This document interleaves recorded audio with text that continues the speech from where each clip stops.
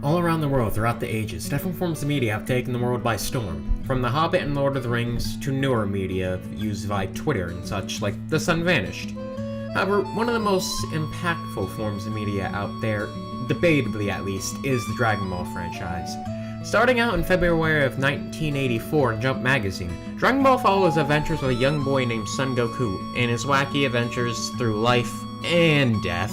The other thing in Dragon Ball to take note of are the Dragon Balls, several magical orbs that can grant any wish within the dragon's power. Eventually, Dragon Ball got an anime adaptation in the form of Dragon Ball and Dragon Ball Z. This is quite impactful as it would set the stage for something big to come. Picture it.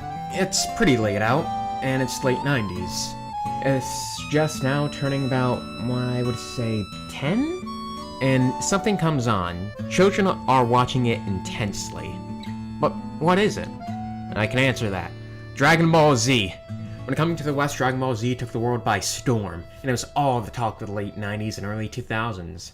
If you weren't watching Dragon Ball Z, you were missing out back then, according to most people.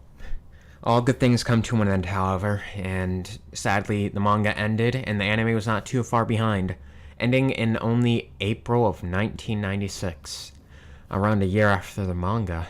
But, wait, how could it end in the late 90s if it was already popular by the late 90s?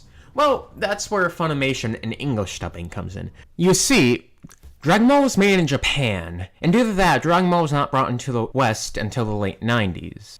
And it just so happened, Dragon Ball Z was what really took off. Then as the 2000s went on, Dragon Ball slowly started to lose its steam. Without a manga, it started to fade out of relevance. Even Dragon Ball GT, the successor anime to Dragon Ball, made by the people who animated Dragon Ball Z and Dragon Ball, wasn't able to keep Dragon Ball alive for long. Then, one day, in 2012, something was about to change. Dragon Ball was suddenly thrown back into the spotlight for the first time in over 17 years. For Japan, Dragon Ball was going to get another movie, but shown in theaters this time. Then, people started to get excited, with the Dragon Ball community now starting to gain ground again, as well as the fact that Dragon Ball in general was starting to grow faster and faster. What seemed like a dying community was revived. Finally, in November of 2012, it was given a name. Dragon Ball Z. Battle of Gods! The hype didn't stop there, as any info release of the movie was jumped on. Then the day came when it was released in theaters in Japan. It did amazing in the first week, firing far past its projected 3 million yen. And it was released overseas, just helped even more.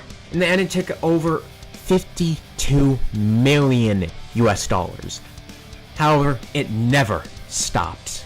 In mid-July of 2014, another Dragon Ball movie was set to come out. It would be released in 2015 in Japan's Golden Week. In November, the same month as Battle of God's name was revealed, the new movie had its name revealed as well. Dragon Ball Z Revival of F.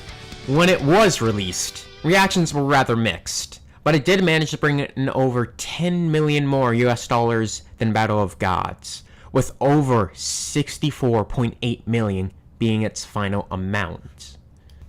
Soon after Resurrection of F, or Revival of F, came out, it seemed like Dragon Ball would just go back to its shadow, once again waiting for its chance to come out and shine. After all, 2 movies almost back to back? Something was gonna happen, but when it would happen, no one knew. But it would happen rather soon. On April 28th, 2015, Toei Animation announced the first all-new Dragon Ball TV series in over 18 years.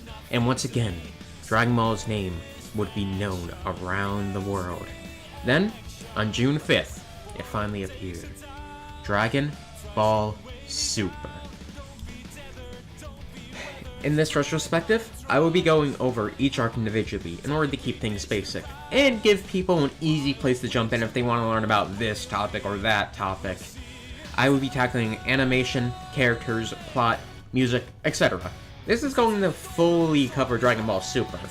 If the timing of music is praiseworthy, I will look into why it works so well. If a character is acting far different from how they normally do, or have in the past, I will look at it. If animation looks stiff, I will analyze why it doesn't work out, but I'm definitely no god at this. Anyways, this is the Dragon Ball Super Retrospective, and I really hope you all enjoy what I have to say about this show.